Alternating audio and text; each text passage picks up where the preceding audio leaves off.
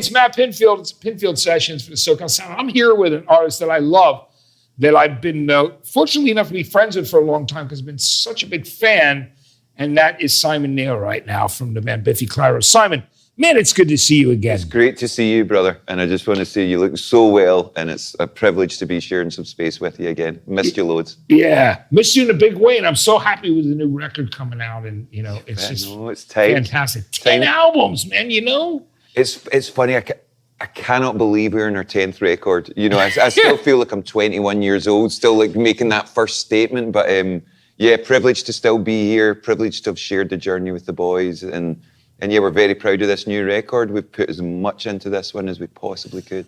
Simon, it's amazing for me, when I first found out about you and heard about the band, and we had your A&R guy we were mutual friends, and Alex Gilbert, guy I love very much. He's, he was so passionate about you guys, and we became friends. And I remember he was like, he wanted to sign you so badly. You guys had been on Beggar's Banquet, right? Mm-hmm. You'd done your early independent records there, and he was working for 14th Floor, your label now, which is part of Warner Brothers. But he was like, Matt, this band is somebody, you really got to see them. And then he hooked me up to go see you guys live, and I listened to those records, and man, I was in love with the band from that time on. And then I was just telling tons of people about when Puzzle came out. It just really, it's still such an important album to me. I love that record. Thank you. Thanks so much. Like I should even have my own shirt made of the cover. Which is such a good, with the piece of the puzzle cup falling out of the guy's absolutely. body. The artwork is incredible. Thank you so much. Yeah,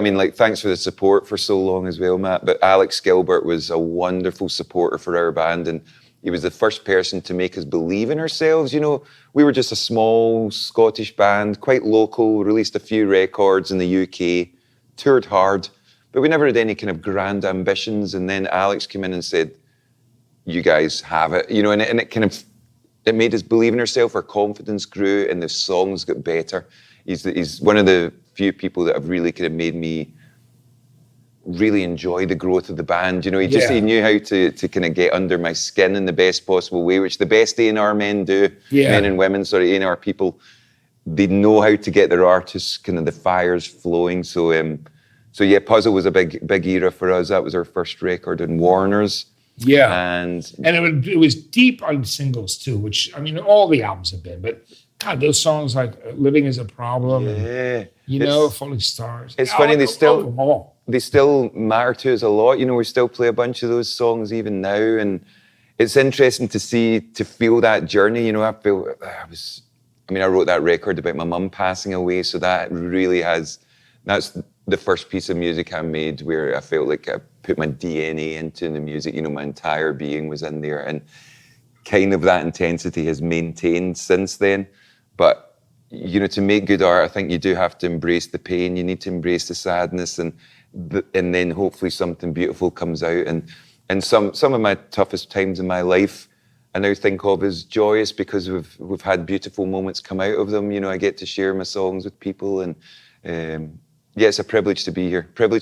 And to be a rock and roll band in 2025. Yeah, that's what it's all about. Which is beautiful, and you're still doing it, which is so great, and having an international following of people that love the band. Yeah, it's been great. We've been the pandemic. We released our last record in 2020, and the pandemic really just stopped everything. So it felt like it was incomplete. We never got to express that record properly. So it's really amazing to be here this time. And I think we actually had dinner just before the pandemic started. We did. We got together right before it, which was unbelievable. I'd obviously recovered from being hit by the car. I know. Which was like, as if that's not enough. Yes, it's not enough. And then, of course, the stroke and everything else. But, that was what a time to go through. And I thought about, it was the hardest thing for, just everyone. And musicians and creatives, it was just such a tough time. We weren't allowed to inhabit our identity, and I know you were able to keep things ticking over as well. But for us, it was like we had all these songs that we wanted to share with people, and we just couldn't go out there. And it messed with my mind, I think, more than I appreciated. Because after we made that record, while we were at home, we just made another record immediately as well. So I tried to kind of be as creative as possible to ignore the kind of isolation aspect. And it was only a little bit after that I realized I should have dwelled in the moment a little more and not just been the creative, because I think I neglected my mind a little, and it took us a little while to find our feet again, you know, because when we toured in that era as well, the tours got like postponed about 4 or 5 times, you know. It was like we all had our fingers crossed that we'd be able to get out there and play, and but I really miss touring and playing, so it's really nice to be here, to be face to face with you properly in the flesh, because that's now 5 years, and yeah, it feels good. Things feel good at the moment. It's really great, you know, and for those people that are watching us right now, I mean, you've had such an interesting and great career, you know, you and the brothers. It's just like, you know, and the way that you've been embraced at home, I mean, from Scotland to all over the UK and internationally, but I mean, having so many different songs on different records that have charted and done incredibly well. And, you know, then of course, many of horror becoming even like a thing that was a pop culture phenomenon, because the guy who did the X Factor over in England, he covered your song, and it became like the Christmas #1, which is you know, it's the big, it's a big deal in the UK, that Christmas #1. But you know, I've always said I want our songs and our music to be famous more than we are, and that was like, it was again just good confirmation that we're writing music, you know. And don't get me wrong, the X Factor kind of stood against everything that we stood for. We worked our way up from playing tiny clubs, and you know, had to fight every step of the way. But when a show like that came to us and said, we want to use your song, I thought, this is poetic. This is poetry, that you're coming to a band like us and someone like me to use my song. And actually, it kind of reminded me the beauty of music. You know, sometimes when I was growing up in the 90s and everything, the noughties, I was, you know, genre was important to me. And I was like, oh no, I only listen to these types of bands. And actually, as I've grown older, I'm like, no, there's good music and there's bad music, you know, or maybe not even necessarily bad music, but a good song is a good song, no matter how it's dressed. Something can be beautiful if it, you know, it's, and I'm as enchanted by music, and I know you are, as I ever have been. We never lose that, right? No, I know, and it's because you're always looking for your new favorite song, and I'm looking to always write my best song, and for this record, actually, Futique, which is out in September 19th, forgive me, I'm not it comes out on like the 29th, right? Or 26th? I think it's been pulled forward, so it's the 19th of September now. 19th of September, which is, I gotta say, it's a great record. I've got thank you. Have you had? And it's such a great record, and it's the themes that this new record explores are just great, because there's a lot of stuff about friendships and relationships, and I know that you've said, which I hear in the lyrics too, it's like, because we just don't know moments in our lives, you know, when it's the last time you're going to have that experience with a person or doing something, and it's like, that's one of the beauties of life, and also one of the things that's, well, I'm sure you've thought about that in the last few years as well. You know, we need to cherish what we can while it's here. And the record the title Futique is a compound word. It's future antique is what it stands for, or what it means. And you put those two words together, and it made sense, because it's one of those things. It's a combined classic, and also, there's moments in my life that I wish I'd been more present in, and I wish I'd been more grateful for. You know, we're all in such a rush, and I don't know if it's just an age thing or whether the pandemic and or being away with my other bands, but I feel like I want to really tell everyone that I love them. I want to enjoy every show. I want to just, because you know what, we take an awful lot for granted in this world, and we can't really be sure what's going to happen next year or the year after. And I just want to make the most of everything just now. So it's kind of trying to find those moments that in 10 years I will be like, oh, that was a beautiful moment, but I'm trying to be aware of it now, rather than only in the rear view mirror, you know. And that's the kind of what the album's representing, and talking about myself, Ben and James have been friends since we were 7. We've played in this band from when we were 15. Which is amazing. Yeah, and it's unheard of, you know, and we still got on, we're still great buddies, and actually if ever there's any drama with the band, we can talk to each other as friends still, you know. So, and we're really fortunate that we still have that kind of foundation of, if we're having excuse my French, a shit time in the band or not enjoying touring, we can say to each other, look, I need a break, I want to do this. And And I think that's what's kept us strong and united, you know. Yeah, which I think is a beautiful thing. Thank you. And I think it shows with the performance of the band playing live. Oh, there's a song on the record called Friendshipping, which is very interesting because it's cool. It's got cool lyrics, but it's like, because we don't know, when we look at friendships will sometimes come and go, and they'll go through different phases. Absolutely. So I feel that in those lyrics, it's talking about. Yeah, and that's, there's friends I had when I was young that I shared everything with, and then I'll think, I haven't seen them in 12 years. And it's not that there's a distance has grown without there being a lack of love. And it's just about trying to, remember those people that make us who we are. And, and sometimes people drift in and out of your life and it's for a reason. Sometimes it's just for chaos. We've all got anarchic friends, that. Yeah. But yeah, I think it's important to just acknowledge all those moments, and because it's the people that you were friends with when you're 5 years old, and then 15, and then 20, and then your 30s or whatever, they make you who you are. They really add up to your own DNA. And there's so many people in my musical life that have informed the way I express myself these days. There was a kid at school that used to make me mixtapes, Yeah. And then I went to university, and in fact, they were mixtapes as well. I'm a cassette kid.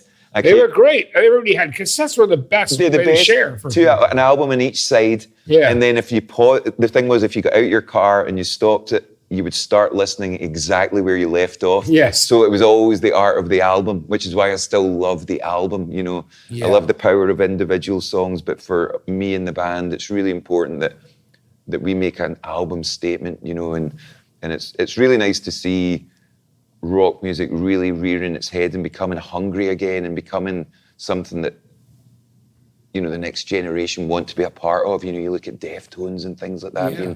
More. Deftones are a perfect example of a band that so many young people have discovered. Well, and like children of friends who were there in the first place. And it's a really amazing thing. I know. And Oasis, you were talking about your daughter, yeah. And obviously Oasis are coming here soon. Yes. Are you going to the show?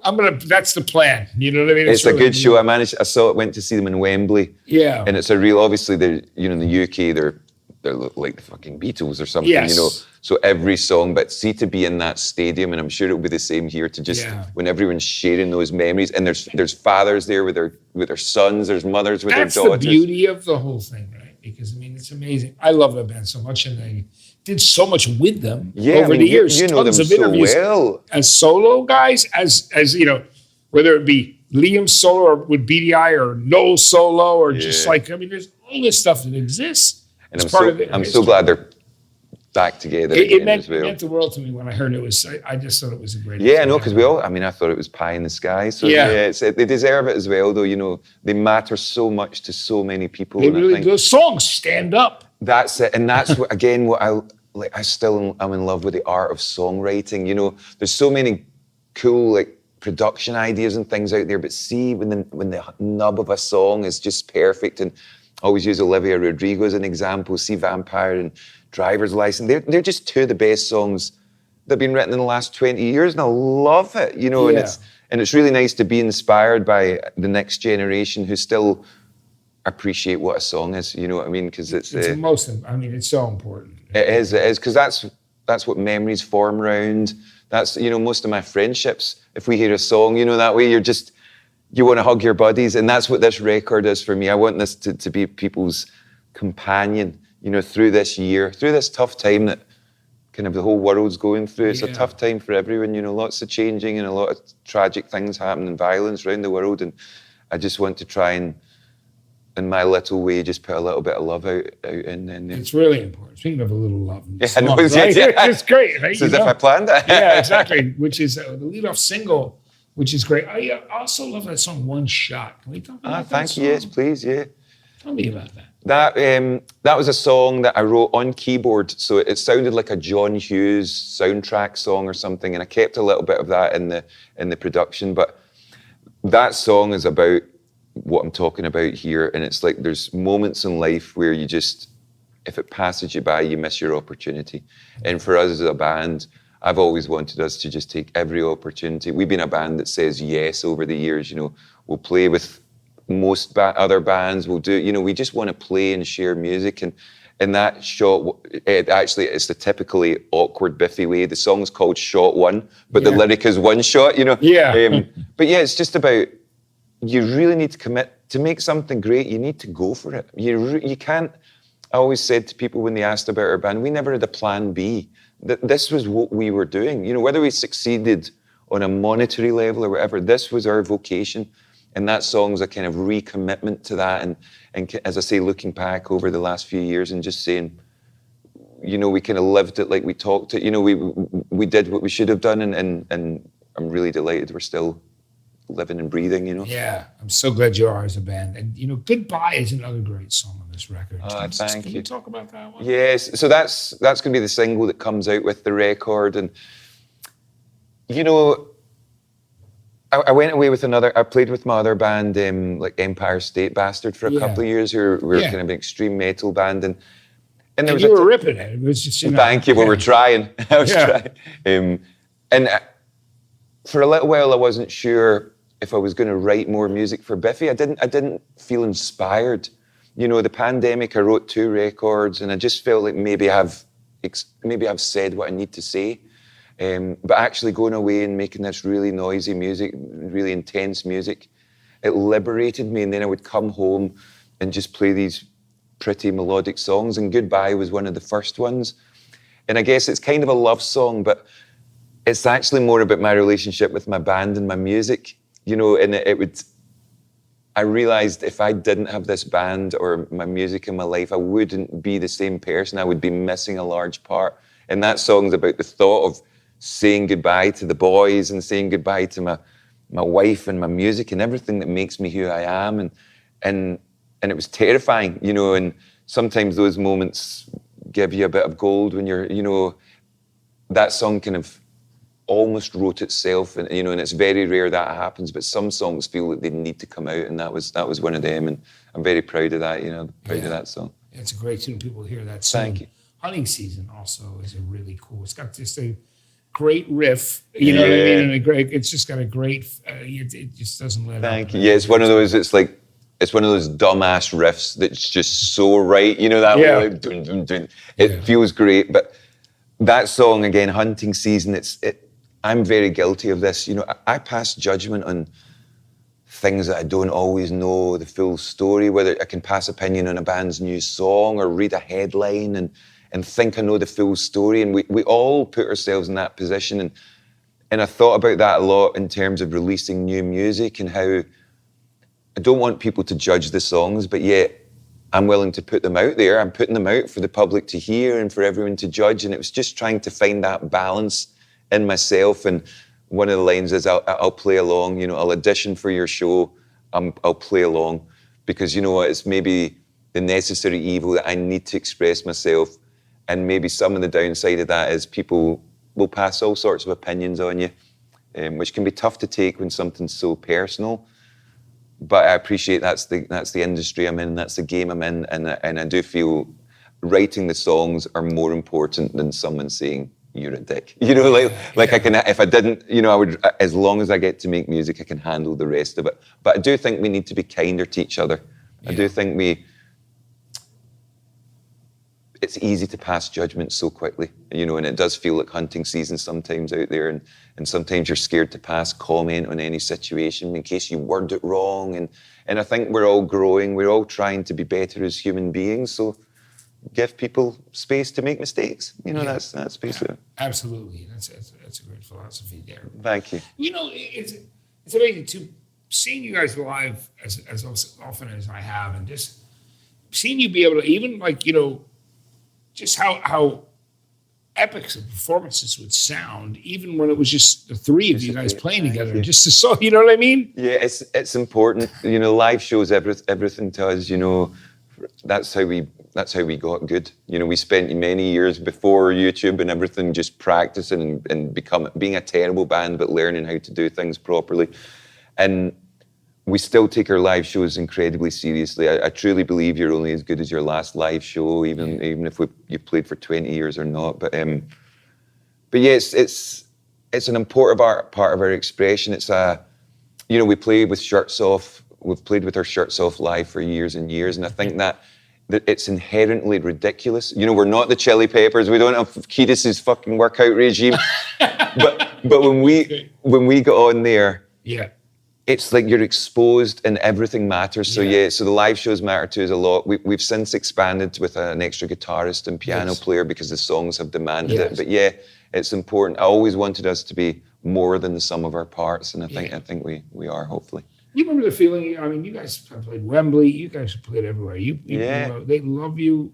When I remember being a part of a BBC special on you guys, they came and interviewed me in New York. Thank you. I know they flew over to do it. Well, people travel for Pinfield. People travel for Mr. Pinfield. It was a very kind thing. It was great, though. But it was an honor to be a part of this. I feel lucky. You know, it was part of the reason we pride ourselves in a live show. We played with the Stones over the years. We played with the Who. We played with the Chili's, with the Foo Fighters, Muse. You know, I feel that we've been lucky to play with some of the Guns N' Roses, my favourite. We played with some of the greatest bands of all time, and you do pick up things that they do. But yeah, it's been a hell of a journey.